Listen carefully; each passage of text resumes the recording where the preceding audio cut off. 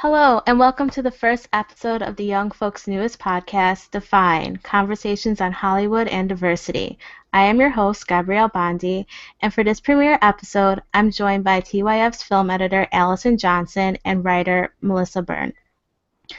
Our goal with Define is to take part in the ongoing discussions on diversity and fair representation in film and television.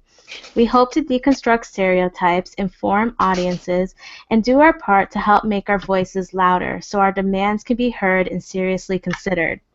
We want more diverse stories and characters. In fact, we're here to argue not just why we want them, but why we truly need them. Today's main topic is whitewashing, which is frankly the most obvious method of cultural erasure that Hollywood frequently practices. So, Allyson and Melissa, let's dig into this. Okay, let's do it. Ready. Okay. So I think one of the biggest ones from this year was Scarlett Johansson's casting in Ghost in the Shell. That definitely, unsurprisingly riled up, a lot of people. What were your thoughts on that? Anger. And it wasn't just being generally angry. It was I was almost amused in the sense of I can't believe this is actually a thing. Because while whitewashing obviously is still prevalent today, they usually try to be a little sneakier about it, or they do it with properties that aren't so obviously a part of a certain culture. So the fact that they picked Scarlett Johansson in what should definitely not have been a role for a white actress was just kind of shocking, I guess. Especially when you counter in the fact that, there were behind the scenes talk of using CGI to make extras look like they're Asian, and then or Japanese, and then also the set photos where her eyes seem to be taped back. Oh my god. Yeah, so they're going above and beyond the level of offensiveness that I thought was even possible today in Hollywood. So I'm just and again, for such a popular property that is so, it's the same thing with, the idea of turning Akira into a story about white men, when that's so obviously a part of Japanese culture. It's the same thing. It's like, this isn't ours. So why are we trying to commoditize it? It's so ridiculous. But yeah.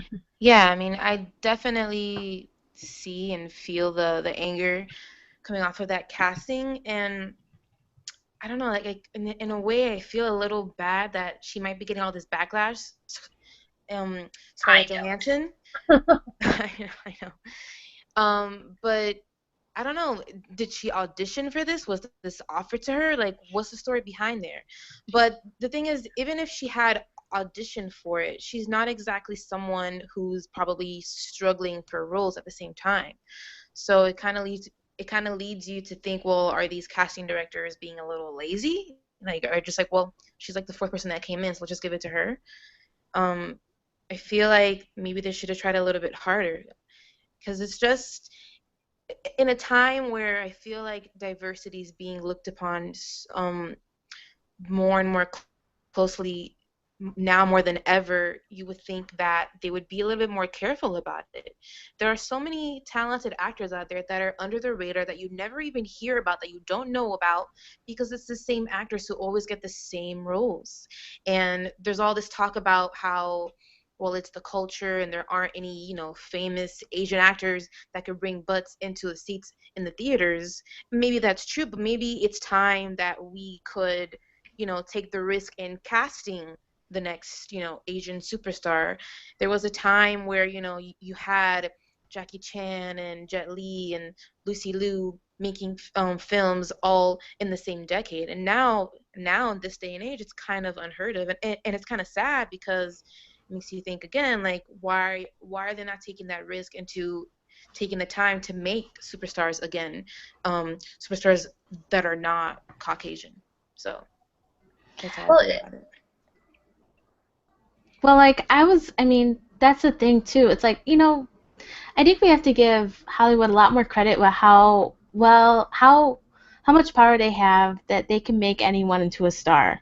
Mm-hmm. And I definitely think that it's possible to make. I mean, it's just I think the reason why Asians, there's not really a huge A-list Asian stars because they're not given those opportunities to have these starring roles. And especially with a property like Ghost in the Shell, which would have been an amazing opportunity for Mm-hmm. an up-and-coming Asian actress to star in her own, major Hollywood film. They give it to Scarlett Johansson, who, yes, she will, she's a big name. Everyone knows who she is. I Right. I mean, it seems like that it was a kind of decision that is all about the bottom line. Like they wanted to ensure that people would see this movie. And, Mm-hmm. and I think that kind of thinking needs to stop. I think Hollywood has to in a way has to have more faith in itself and in its audiences to say, if you make a captivating story, if you make it look cool, if you have all these elements that people enjoy, they're still gonna come out and see it, whether Yeah. or not But someone like also, Scarlett Johansson's in it or not. yeah, but also the thing is today that in Hollywood, the idea of a movie star is pretty much dead in and of itself. Like, the biggest Tom Cruise was the biggest star in the world for such a long time, and even he isn't a guarantee to sell out theaters. And sure, Scarlett Johansson is close, but the fact is, if you have the right property, which Ghost in a Shell is, and it has a built-in fan base, you're gonna get people there. People aren't going to see the Avengers because Chris Evans is in it. They're going to see it because they're a fan of the Avengers. So I think in this case particularly, like, it didn't matter if they had a movie star or not. Like, somebody said it, I think it was Constant Blue, but I'm not sure. Somebody said it online, that it's not, a movie star doesn't make a movie, but a movie can make a movie star. So I think the fact that they didn't go out of their way to try to cast somebody new who was of the right background was just kind of jarring and like repulsive in its own way. And I mean, this is for later, I guess, but I do blame Scarlett Johansson a little bit. And the idea is to me, too, like, if actors like Jay Courtney and Kristen Stewart can get, like, recast in all these movies until they prove themselves, we should be letting, people of color the chance to get one breakout role and see what they do with it. Downey Jr., who makes a property like Iron Man their own. So it's just kind of all nonsense. Yeah, I do think you're right though I think celebrities, especially someone like Scarlett Johansson, who, like how we said, she's not, she's not like struggling to get roles. I mean, she's one of the hottest actresses in Hollywood. Yeah. There should be some accountability there because you should know better. You should know that. Don't you feel weird taking this role even though you're not Asian? I mean, I know, and that's something that I think about. But I also think about stuff because I watch some interviews with actors sometimes, and sometimes they're like the really famous ones, and they're always asked about, well, they always comment about how it's still tough for them to find good roles, especially if you're a woman in this business or a person of color, of course. And it's sort of kind of goes into this category of like, well, this is what's really interesting to me right now, and this is what's popping out to me, so maybe I should do this. But then again, I feel like they should think about, but I'm not Asian. Like this could be offensive. And again, Scarlett Johansson is arguably the biggest star in the world, and she didn't need this role. And, like, I do hold her accountable in the sense that, she's also worked with Woody Allen and defended him in the past. And she worked on Lucy, which was really poorly depicted Asian characters. So once you end up being a bit of a track record of poor decision-making in films, when you have, like, any opportunity in the world to do what you want creatively, things like this become more and more questionable. Yeah. I think accountability is certainly important, and I think what would also help is if journalists out there who get to go on the red carpets all the time can kind of maybe risk making them feel a little uncomfortable and asking them about, well, how do you feel about this controversy? Like, We're Yeah, not always allowed to. Yeah. but I mean, I definitely think it's a. I know, like they might cut you off or something, but I don't think it's a really mean-spirited question because No, it's not, because it's it's a very relevant I think it's a fair question. Did this go through your mind? No. yeah. I mean, people are talking about it, so. Yeah. Well, I guess moving on to kind of like a similar situation with Finn Jones being cast in Iron Fist. Now, that character originally is a white male, but Mm-hmm. what I guess, because of its, Asian influences, people had hoped that Marvel would use this opportunity to cast an Asian superhero, Mm-hmm. which they didn't. Yeah. So, what are your thoughts Especially since there? they have such a poor background with handling Asian characters to begin with, especially Yeah. in things like Daredevil, where they're just used as like wordless, mindless drone to, practice kung fu and attack, and that's it. And it's just like, here was their chance to take a character that was very much like appropriating Asian culture and make it an American Asian actor and do something good and progressive ish. And like I say progressive with like quotation marks around it because it's really not progressive. It's just like a step in the right direction. But like, and they just totally blew it. And I would get it if they had cast this actor. Like, I mean, I wouldn't get it, but I would find it less annoying if they had cast somebody who made sense or was like at least a bare minimum charming. But they like chose a charm vacuum as their actor. So at that point, it's like, who the hell cares about Finn Jones? So I don't know. It's just like, on top of the fact that they missed a really good opportunity, they also chose an actor who I could actually give a shit about. So I just like it's just more so frustrating than it could have been already. Yeah. But yeah. Yeah, this one's a little bit tricky for me, honestly, just because the character is white in the comics from what I've read, but I do understand that this could have been an opportunity for them to cast an Asian actor because we have seen Marvel kind of gender bend and race bend some roles, and since Netflix is a really hot spot right now for Marvel shows, it would have been a really cool opportunity to see an up-and-coming Asian talent taking on that role. Since, from my understanding, I think people kind of took that character in the first place, Iron Fist, as kind of an offensive trope to that Asian culture. So I kind of see both sides to this. Yeah, I mean, I can't say much about Finn Jones because I've only seen him in Game of Thrones, and Yeah, me I too. mean, I can't. I mean, he was, okay as Loras. I didn't really have any issues with him, and Mhm.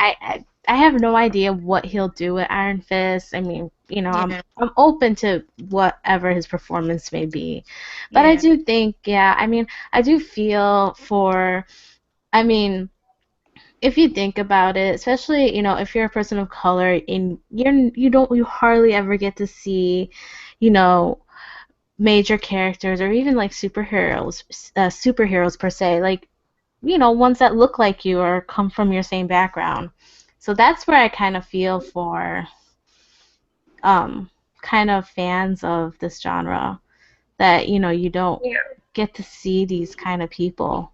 yeah, This would have And been also came on the heels of Doctor Strange, yeah. changing the whitewashing Tilda Swinton's character. So you just think they'd even be doing some like damage control.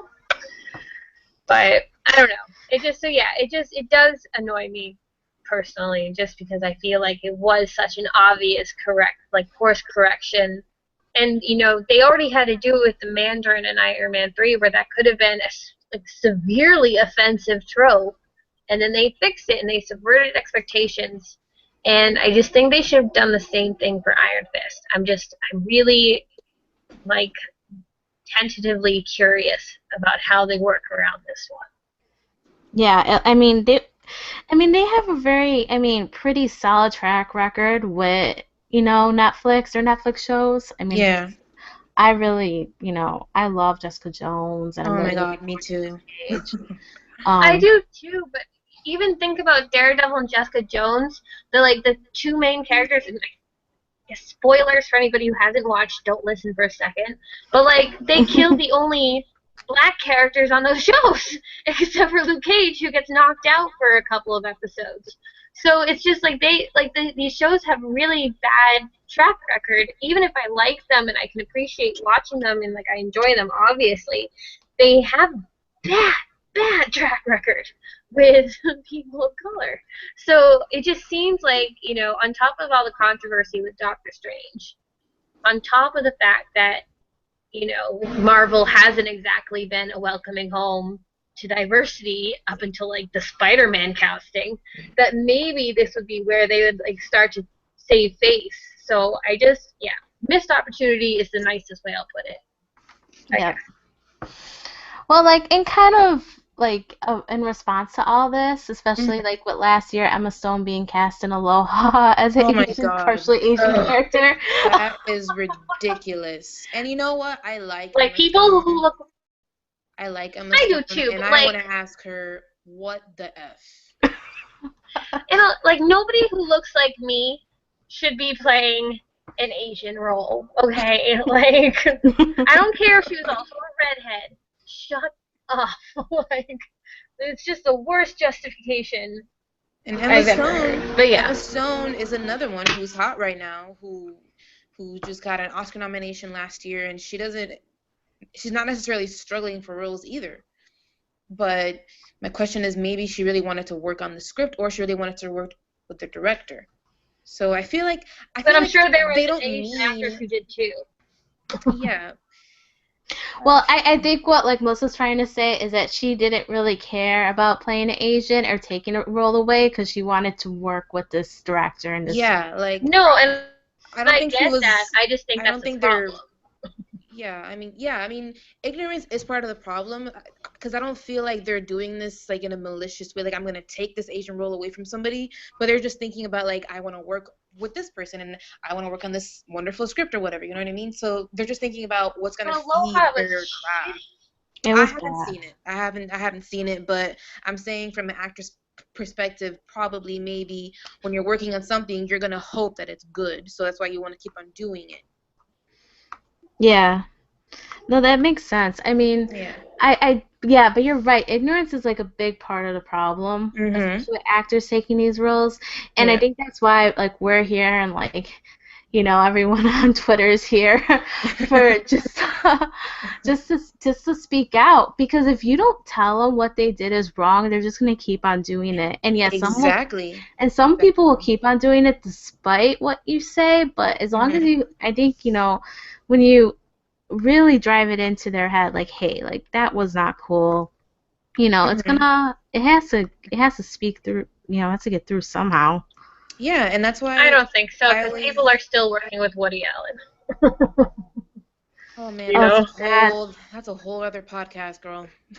Well, that's what I'm saying though, is that I don't think people in Hollywood, at least, white actors and actresses, I don't think they're really that concerned, because no matter what, it's still benefiting them. Like, I don't think Constance Wu would take a role that didn't, like, obviously this is a different whole thing, but I think they take the roles because they're allowed to. I don't think they're taking the roles necessarily because they think it's a great script. I think they just don't care if it's, pushing somebody out of a role that's more suited to them. I think by nature they're a little selfish, and I think they want the best roles they can, and I think that is definitely a problem. Like, my issue is I don't think that those scripts should even be crossing their desks. So, yeah, no, I agree. But I guess I was going to be the aggressive one from the get-go here, but I think that even though like what we say might not make an immediate difference, I think it's important to still say it. You know what I mean? I think it's important to keep talking about it. I mean, I've said this before about the whole, you know how the hashtag Oscars So White kind of went viral, and I'm like, this is something that we should be talking about all year long and not just award season, because we have to keep on talking about it and not just brushing it under the rug and then bringing it back just once a year. We always have to keep talking about this and, making the uncomfortable dialogue happen. Yeah, because you have, I mean, you just, the more frequently it's like a hot topic, then I think it does sort of lead to some kind of progress. Not like, I mean, not exactly perfect, exactly what we want, but I think it helps. I mean, I'm pretty sure, like, after all the shit Emma Stone went through with Aloha, she's probably never gonna attempt to play an Asian actor again. Oh, she better not. Well, God, I'd hope not. I mean, if she did again, she's just like, then she really does not give a shit. Yeah, then I'd be like, girl, But I think though, like, I mean, yeah, I would just be surprised if she did. So I think in that case it might have gone through. I guess time will tell there. Yeah. But in a positive aspect, like, on Twitter they started the Starring John show meme, which was like really funny and kind of cool to see him as James Bond, or as, it kind of, I loved it. Because I love him. I think he's so charming, and he's so charming, and he's so cute. Yeah. Yeah, Selfie. Selfie made me feel things. Yeah, me too. That's where it really sealed the deal with me for John Cho. I was like, damn. I've been a fan since he had a guest starring role in Charmed, because I am a huge Charmed fan, and he had a guest starring role like on one episode, and from that one episode I remembered him because he was so charming and so cute. Yeah. And he still looks the same. That man does not age. I know. He looks great. Yeah. And I mean, yeah, he really should be in more movies, and there should be more roles written for him, because again, he could be a big star. Yeah. If, Hollywood just gives him the opportunity and not just keeps giving him like these, I mean, not that the supporting characters are bad to play, but I mean, we should have more Asian leads, in general. Yeah. Again, oh, sorry guys. 1 second. Sorry. All right. Again, my argument is if Jay Courtney or Liam Hemsworth can keep on giving like leading roles for having absolutely no charm whatsoever, John Cho should probably be offered a similar role. Because he is charming and can act and is just as handsome and just has double the amount of talent as Liam Hemsworth. Oh, Liam Hemsworth. But yeah. Yeah, no, you're right there. Like it's just kind of like crazy how many of these like young, attractive white men keep getting all these. Where are we at? I'm sorry. We're talking about how like actors like Liam Hemsworth and is it Jay Courtney or Jai Courtney? I think it's Jai Courtney. Oh God! Oh no, Jai. I liked Jay better, but Jai fine. How they keep bad. They keep getting like these, so many different chances, even though like they kind of give bland performances usually. Yeah, because they are given the opportunity to fail. Not in the terms that like, they think it's a bad script but they're going to go ahead and do it anyway, but the thing is that they get to try. They get to try and then it gets to put out there and then people react to it or they don't, but they still have the chance to do it. Yeah. Yeah. Mm-hmm. And that's why we're saying it's like kind of not fair that they get so many chances and like someone like John Cho never really got any of those chances. Mm-hmm. I mean, if you think about it, like, outside of television, like, what has he starred in? I mean, all I could think Except is, for, like, Harold and Kumar. Oh, yeah, Harold and Kumar. That's it. But that's, like, it. And he was in, the American Pie film or something, or one of them, wasn't he? Yeah, he was, like, but that was, like, a supporting role. Yeah, exactly. That's what I'm saying, though, is, like, he hasn't really led in a lot of films. And then even the TV stuff he's been on, aside from Selfie, it was like he was on, Sleepy Hollow for an episode. Oh, was he? Yeah. I remember, I think so. I remember because I watched the first season, and it's just kind of nonsense the way such a talented person was utilized so poorly. Yeah. Yeah. Well, okay, so kind of moving through this list. I mean, speaking of talent, but being seriously misguided, Zoe Saldana playing Nina Simone. Yeah. That's another, yeah, that was No, that is dumb from that start was to end. offensive because they made her skin darker, and I think they also gave her a prosthetic nose, A right? prosthetic nose. Yeah, and then there's so many beautiful dark-skinned actresses out there who could have killed that role. But again, Yeah, people I know the cannot name, pronounce Zoe her name. Saldana. But people don't know her name that well. That's the thing. It's not like she is a She's like in household name in the every same way that major Scarlett sci-fi Johansson movie. I is. feel like a lot more people would know who she is because she's been in Avatar and Star Trek and Galaxies of the But she Guardians, whatever never it's has called. her face. That's She never, true. like, aside from Star Trek, she's always, which is a whole nother issue, she always has face makeup on. Or she's under heavy CGI, so I don't think she is, like, that huge of a presence. But not that that matters, because no matter what, she shouldn't have been in this movie, especially when, like, the Nina Simone estate was like, don't do it. But I always thought that, and I can't pronounce her name right, I think, like, Adipero, I know you're can't pronounce her talking last name. about. She's the lead in Pariah. Yeah. She looks like Nina Simone. Like, I thought, she looks like she could be her daughter. Like, I think she would have been outstanding. And, I wonder if she even got the chance to audition. So yeah, I do think that one was just misguided and dumb. And again, it didn't even sound like the film was that good. No, I mean the film got like really like brutal criticism, like even outside of the fact that they darkened her skin and put the prosthetic nose and everything. I think the movie itself just wasn't good. And I mean, one thing too is like Zoe Saldana she's not African American, she's Hispanic. She's from the Dominican Republic, so even there it's like I mean, she's not, it's still like, I guess fundamentally like, I don't know, not even whitewashing, like I don't know. I don't even know. That was really weird because the fact that they had to darken her skin and give her a fake nose, why did you cast her in the first place? Right.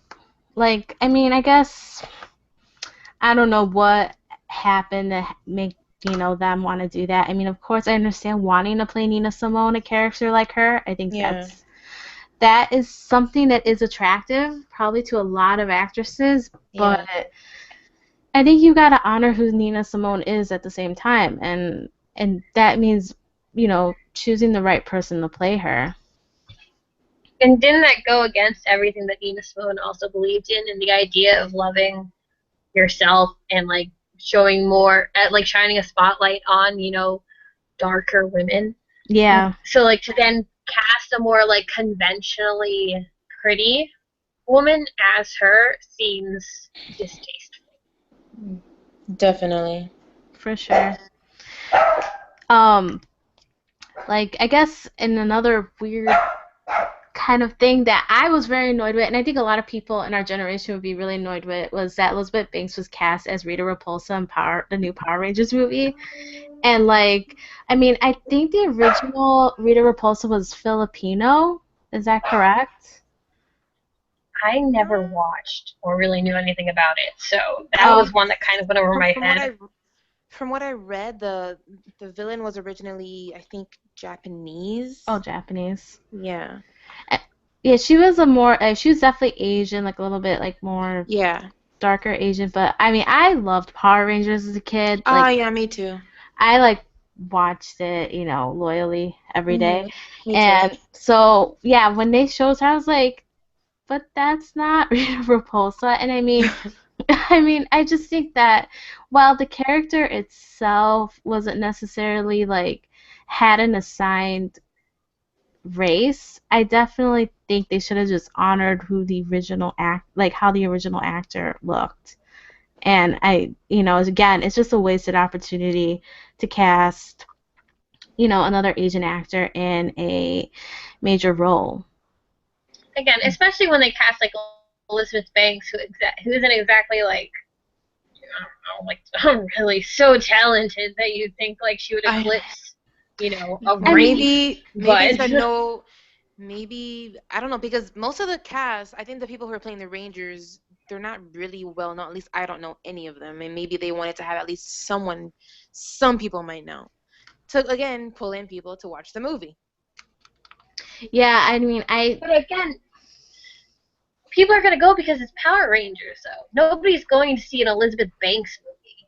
People are going because, like, nobody went to see The Hunger Games because of Elizabeth Banks. Nobody went to see The Hunger Games because of Jennifer Lawrence at first. They went to see it because it was The Hunger Games.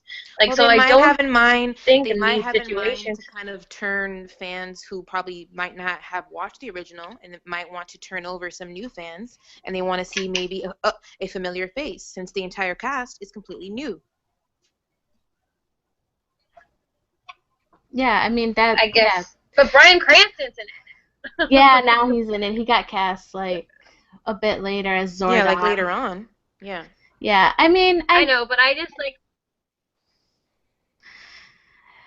I think the thing is that, right when once the casting was announced, it just felt wrong, especially as like a fan of the original series.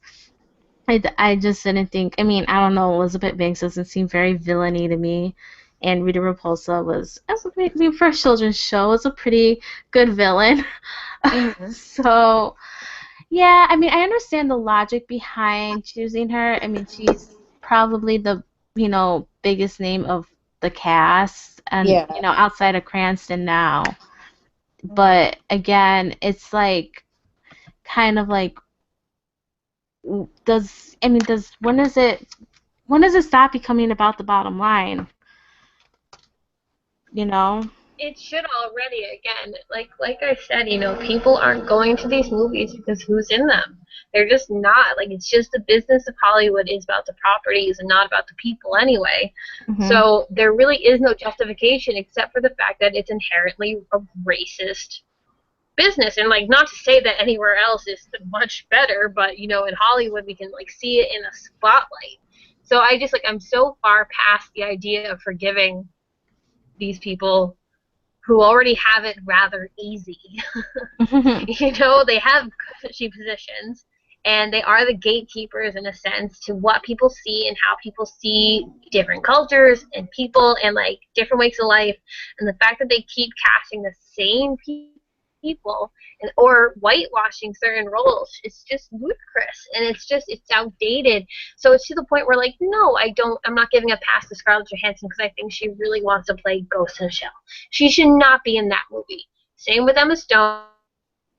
I think it's so far past the point of being like, oh, well, maybe they just really wanted to play this character. It doesn't really matter. Like, they shouldn't be playing it in the first place. So I don't know. It's like, even for a role like this, it's like maybe they did need a bigger name. But again, Elizabeth Banks isn't a big name. She's big to us because we know movies really well. But, like, to a random movie goer, like, what's the biggest thing she's been in? Hunger Games. And, like, her face is completely obscured, so people wouldn't even know. Yeah. Well, I think one actress that's always kind of actively played a lot of Hispanic roles, even though she's not Hispanic, is Catherine Zeta-Jones. Oh, yeah. And, I mean, you first saw her in Zorro. And, I mean, in quite a few movies, she kind of plays a bit of, like, a Latin, like, seductress. And, I mean, she does look Latino, but she's not. Yeah. Isn't she, like, Welsh? She's Welsh. Yeah. She is Welsh. And she has one coming up this year, I think, too, and I'm, like, totally losing it right now. Yeah, she's cast to play, like, a Colombian drug lord. So yeah, I mean, I think she doesn't give a shit, because obviously she continues to play these characters, and I mean, again, maybe those are just the roles that are given to her. Because she looks the part. Yeah. But I mean, I don't know. It always kind of bugged me too, because as a kid I always thought she was Hispanic, and then when I found out she was like... I know. When I was little watching Zorro, I thought she was. And she's not. And I mean, you kind of have to feel for all, like, the Latina actresses out there who, like, never really get a shot because, they're going to go to Catherine Zeta-Jones first. Yeah. I mean, Selma Hayek could have played any of those roles just as well. And I Probably don't, better. yeah, and I mean, I don't even think Selma ever really had a lot of opportunities to get really meaty roles. I mean, she could have been like awesome in Chicago. I mean, even though that character wasn't Hispanic, I still think like if we kind of were to interchange them, Yeah, I if don't Captain know. Zeta-Jones can go play Hispanic characters, I'm pretty sure Selma Hayek can play whoever the hell she wants. Like, Right. that's absurd. I know. I think the last movie I saw her in was like the Grown Ups, one of the Grown Ups movies. Oh yeah, that's right. Ugh. And that's Selma Hayek sad. should not be reduced to be doing movies with Adam Sandler. I What know. bullshit. I know. So I Oh, I God. think this is one that's always kind of bugged me, and it's still continuing to happen. And I mean, I just think that it's completely unfair, especially in this day and age where there's so many Latina actresses to choose from. They don't all have to play maids or like, whatever they're given Sexy because, seductresses. yeah, sexy seductresses, I Which, like, mean, they can be too, but, like, come on. I mean, yeah, All options. but it's such a She stupid stereotype. yeah, like they shouldn't just be like the busty woman in a lab coat, like seducing people. Like I don't Right. know. And again, it sounds I don't know. I also fear sounding like patronizing, so I'll like watch out. But like, yeah, it's bullshit. So Mhm. one, kind of like going outside of race, but like, I mean, they do, I guess, I don't know, whitewash isn't really the right term for this, but straight wash a lot of gay and transgender characters, Yeah. in movies, especially in TV shows too. So like Jared Leto won an Oscar for playing a transgender character in Dallas Buyers Mhm. Club, and Mhm. Jeffrey Tambor has gotten so much acclaim, won a few awards for his role in Transparent. So, what are your thoughts on that? Because, at first, it took me a while just to realize, I mean, admittedly, a while to realize just how unfair that was, because it never crossed my mind that Yeah. playing It's that there I mean, yeah, there are transgender actors out there. Why can't they play these roles? Or I just thought of Eddie Redmayne in The Danish Girl. Him Mhm. too.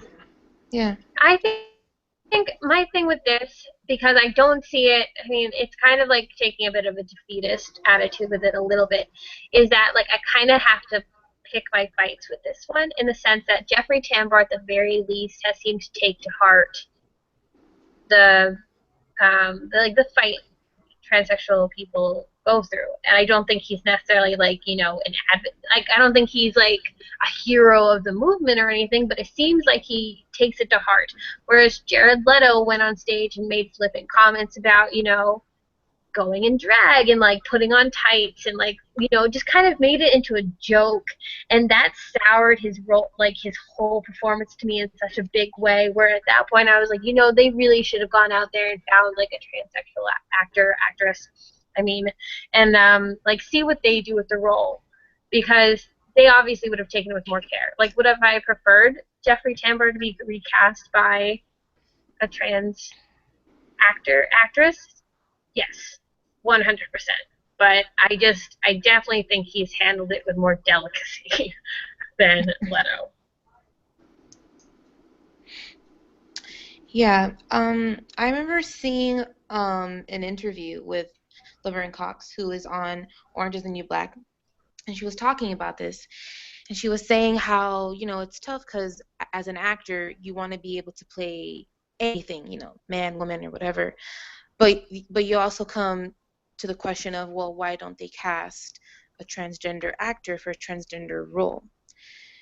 So I'm like the person who's like on the fence all the time, I guess, because um I feel like definitely. I mean, I also feel for them. Like, why are transgender people not being cast for transgender roles? But my question is like, does it have to be that way every single time? Especially if the movie is about a person going through the transition and not already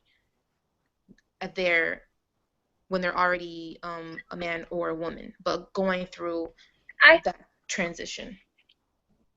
I think at this point in time, yes. Mhm. But I think, in the future, wouldn't it be amazing if, like, trans actresses could be playing men and, like, vice versa? Yeah, that'd be terrific. Yeah, Actors should be able to embody whoever. But I think right now, and especially when, like, all these transgender roles are usually kind of Oscar baity. Like, they're trying to manipulate emotions based on the fact that, like, what the story they're telling is, and based on, like, the big transition and how it is, and, like, the big emotional moment of realization, or, like, when you, like, announce it to somebody. Like, I think the fact that they're using that as their emotional manipulation, and then they're still casting straight cis men, like, I think that's when it becomes really obnoxious. So I don't know. Like, I get that. Like, I get the idea that they're actors; they should be able to play whoever. But I think right now, when the fight is so relevant, that people should be a little more sensitive to it. I guess. I guess a long way around. I think, like, the only, like, silver lining of this is that we are noticing more transgender stories coming out, because I think that is, like, kind of an important thing, just to kind of, I think, because people, when they watch movies, are able to empathize more with different kinds of people. So that is probably, like, the biggest positive thing to come from it, is just that, people are able to kind of understand, the transgender community a little bit better than before, especially since, if they didn't really know about them, and how it is to be, trans in this day and age. Or back then, in the 80s, when during the AIDS epidemic, or whenever, the film is set. But yeah, I mean, I sort of too have a bit of a defeatist attitude about it, just because it's like, kind of like a pick your battles kind of thing, where you can't really. I mean, I think Allie's right about Jeffrey Tambor being a little bit more sincere about it, and not kind of, being insensitive towards the community. Whereas I think, I definitely got that vibe from Jared Leto, and, well, I think that is. He's also insensitive about everything. Yeah, I get that vibe too. So, but yeah, I mean, I'm not trying to dismiss that and say it's okay. It's not.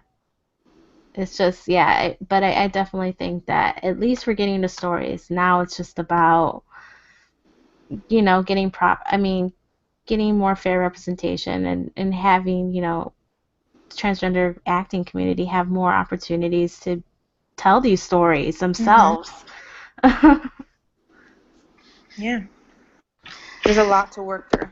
Yeah, there is. So, I think we kind of went over a lot of our questions that, we hope to discuss. I definitely think, like, the responsibilities that Hollywood has, I mean, they have a huge responsibility when they tell these stories. They have to tell them in the right way, and in the sense where it doesn't cause more harm than good.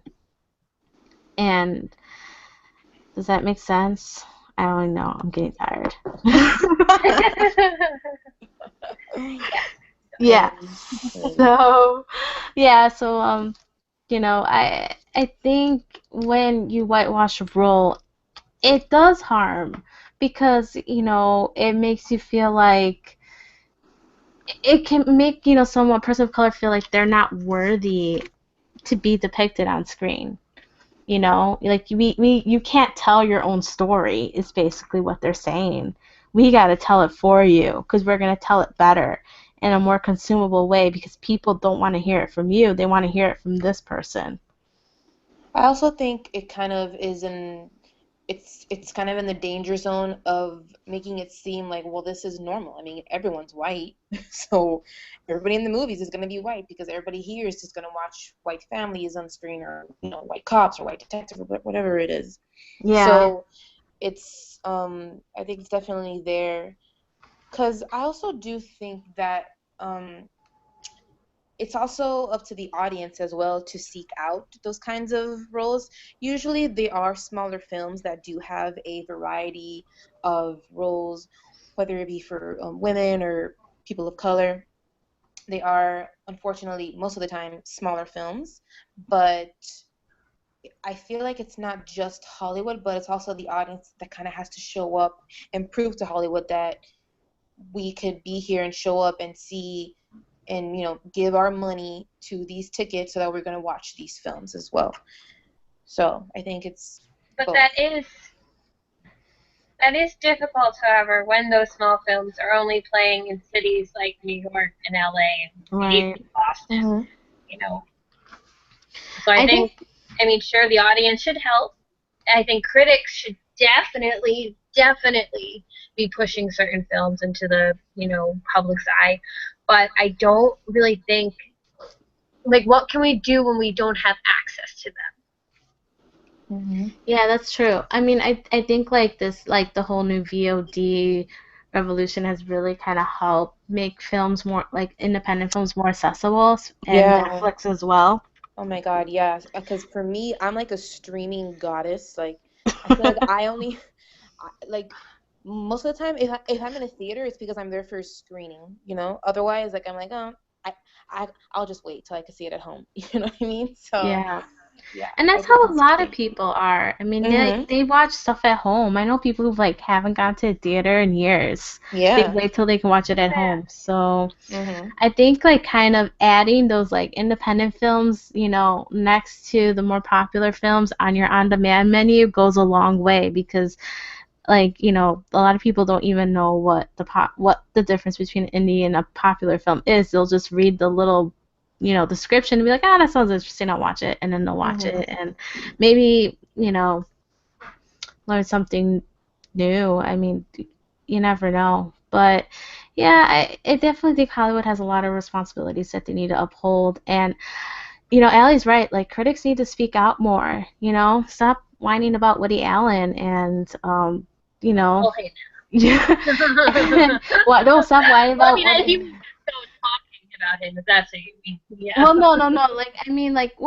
I see a lot of talk I love Woody Allen's films, but I don't know how about the feel about them now stuff, and I'm like, okay, who cares? Just stop watching them. Yeah, just who cares? Support new artists. Yeah, talk about new artists or new directors, and talk about the films you're liking right now instead of how the complex feelings that that dude's making you feel.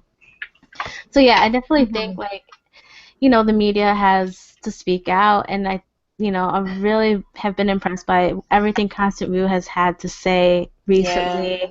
Yeah. Ava DuVernay makes the biggest strides for diversity and inclusion, and I'm really excited to see her Wrinkle in Time film. So, and the fact that she was looking. I'm sorry? Oh, she also has her production company, and I've seen a couple films put out through that are on Netflix, and that's really interesting to see too, how she's fostering new and diverse talent. Right.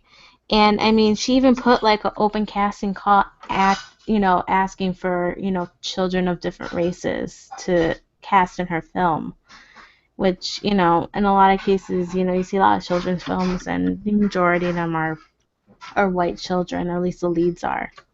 So I think that's Constance and Ava have been, and there's many more that I cannot think of right now, but we will. Jesse Williams is a big one. Yeah, Jesse Williams, and so many that really speak out and don't care about what the repercussions are, which there shouldn't even be repercussions for speaking out, but apparently there are, and yeah, so they're cool. And I think we can kind of run through our segments really quickly. Okay. So we have our first segment is called Shame, Shame, Shame, which is based off the Game of Thrones nuns shaming scene. Ooh. Don't watch Game of Thrones, or you should, but What yeah. are you doing here? Go watch Queen's Landing right now. Yeah, for real.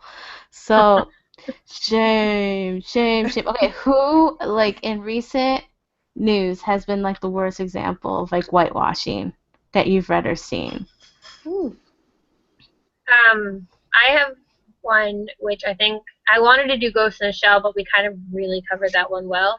Yeah. So mine's, you know that little movie Annihilation that Alex Garland is doing? It has Gina Rodriguez and Tessa Thompson and Natalie Portman, and it was so exciting because it was like this huge science fiction film with like an all-female cast and Oscar Isaac. So it was just like stellar all around. And then I learned after I read the book that Natalie Portman's character is half Asian and Jennifer Jason Leigh's character is Native American.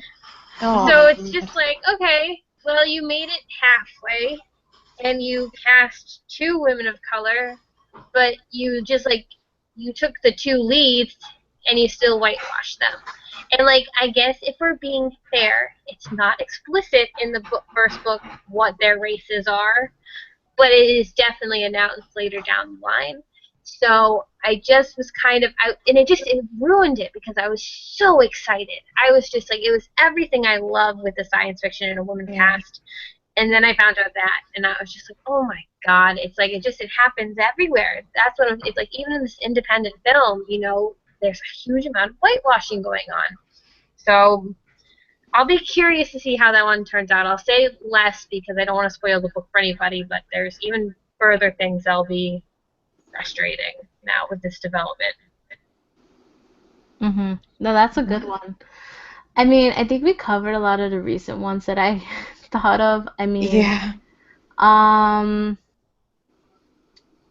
I was disappointed. This isn't very recent, but I was disappointed that they didn't end up going for the Miles Morales character for Spider-Man. Oh my God. And then they cast like a whole bunch of actors of color like around the character. That pisses me off. It was like, it's kind of like putting a Band-Aid Exactly. on. Like, you might as well have cast Miles. Like, we've already seen Peter's story over and over. I know. And I think, you know, again, another missed opportunity. Like, everyone knows Peter Parker's story. Okay, we get it. This is going to have a different tone. The kid's going to actually be in high school. He looks like he's in high school. Cool. But I mean, again, we know the story. We know fundamentally what the basics, what's going to happen. So why can't we get a different kind of Spider-Man? And why couldn't it be Miles Morales? So that was one that, you know, again, another thing on Marvel's part, that they had an opportunity to have a person of color as a superhero for, you know, a big project. I mean, it's freaking Spider-Man. It's huge. And they are like, no. So, yeah, that's annoying. Yeah, I second that one. So, because for me, I'm so Spider-Man fatigued that I feel like a casting like that for Miles instead of Peter would have kind of, you know, pulled me in more and made me more interested.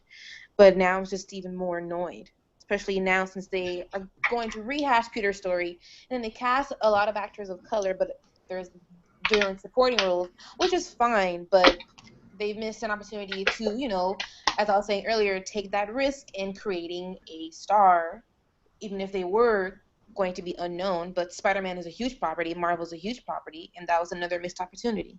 Yeah, poor Donald Glover. He keeps trying. Well, he's too old for it, but like, I know, but still. I still would have been happy with that character. Yeah. Okay, so the TFF Spectrum Award is who we're gonna not just talk about the negative, we want to talk about the positive as well. And kind of give them an award for doing good and being inclusive and, you know, representing fairly in Hollywood. So my recent one is very, very recent. They just announced that Kiersey Clemons is going to play Iris West. I was going to say that! Yeah. in the new Flash movie. I love her.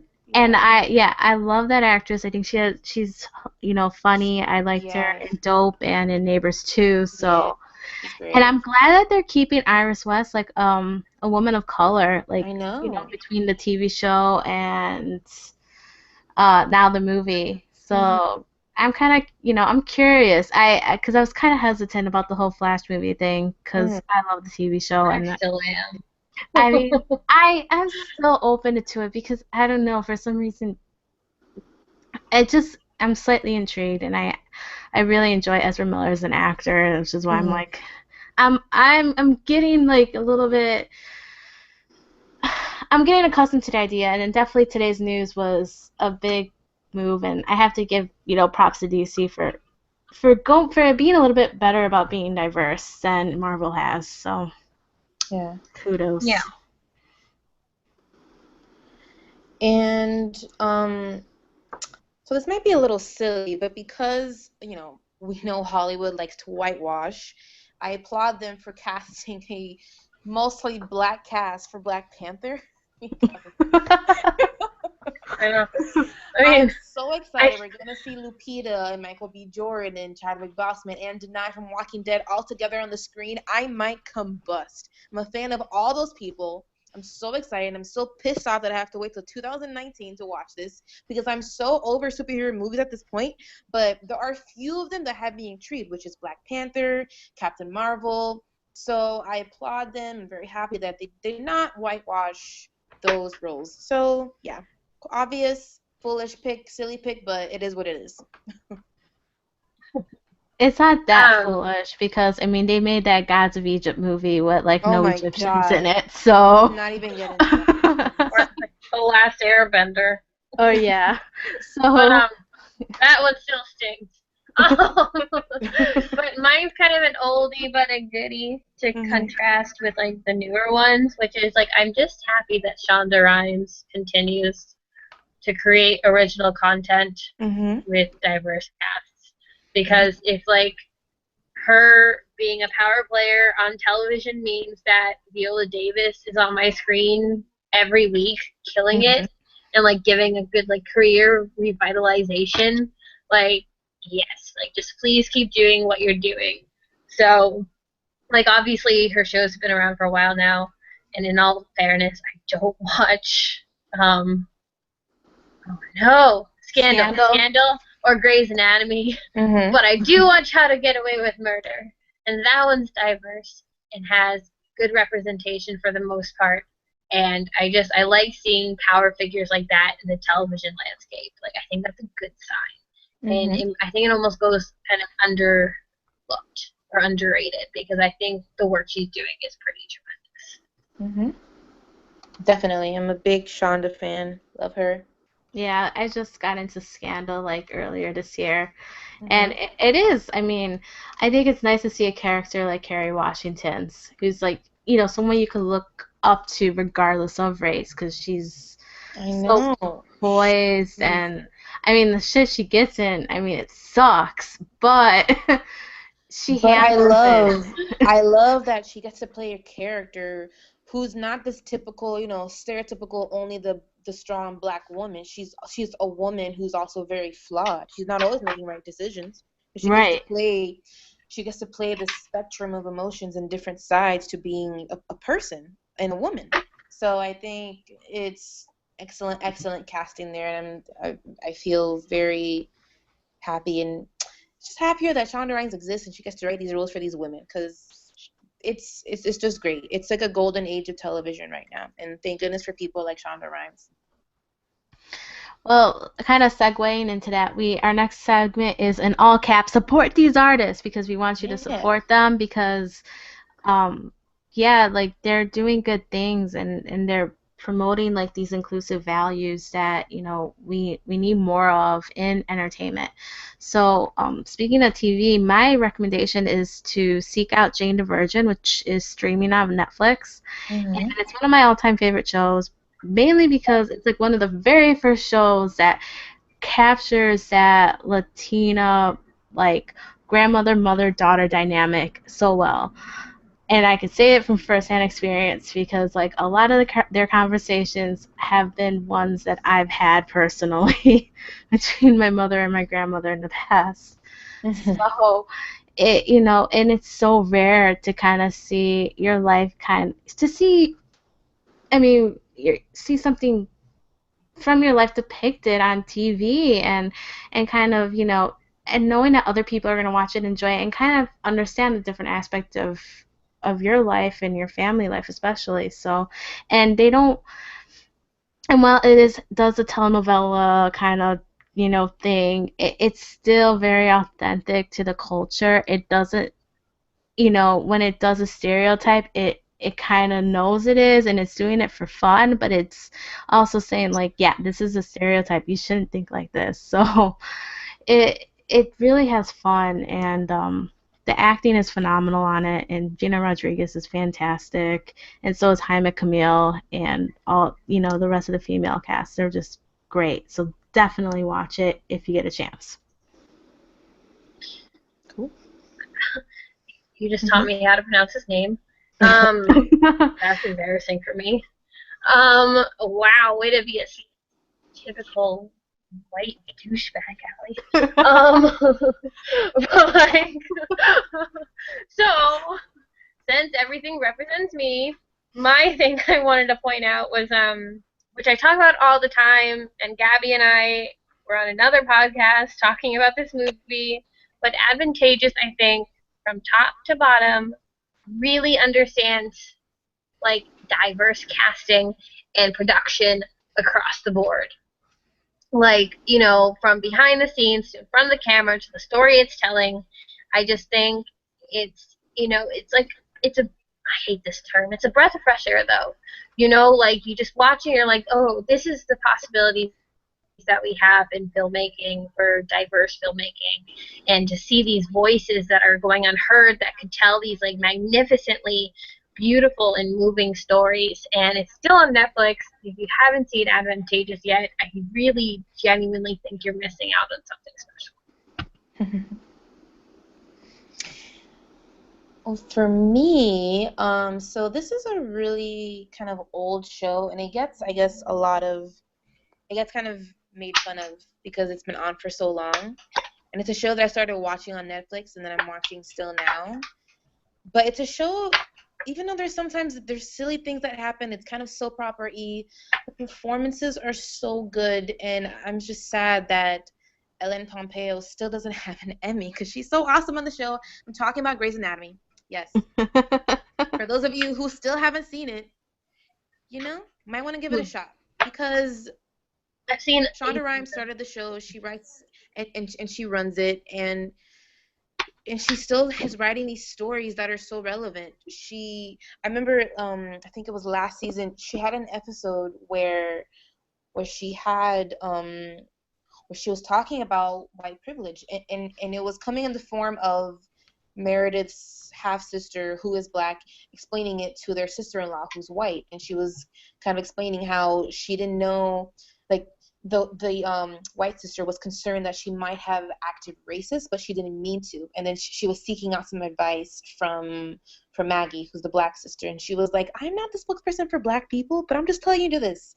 If you feel like you did something wrong, just check your white privilege and don't do it again. And I was like, that is the dopest line, because it's so true. And so I commend the writing. I still love it, and I still watch it. So yeah, you might want to pick back up again and watch some Grey's Anatomy. I haven't watched it for a few seasons now. Yeah, I know a lot of people who haven't. Yeah, it takes a lot of work. It's a very long, because they have long seasons, but it's a show that I still enjoy, and it's a show I think is still good. It's not perfect. There's still some misses here and there, but overall I think she's doing something good. Cool. Well, I guess that's a wrap. So thanks for listening. Join us in a few weeks when we have our first theme episode, Diversity in the DC Extended Universe. We'll be talking about the new DC movie Suicide Squad, as well as past DC films and their popular TV shows.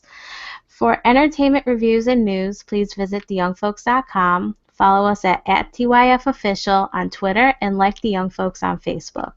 If you want to hear more from us, please follow us personally on Twitter. I'm at Gabrielle Adele. And I'm at your girl, Melbourne. And I'm at Allyson EJ. Thanks again, everyone, and thanks, Allie and Melissa, for joining me. See you next time on Define. Bye. See you. Bye.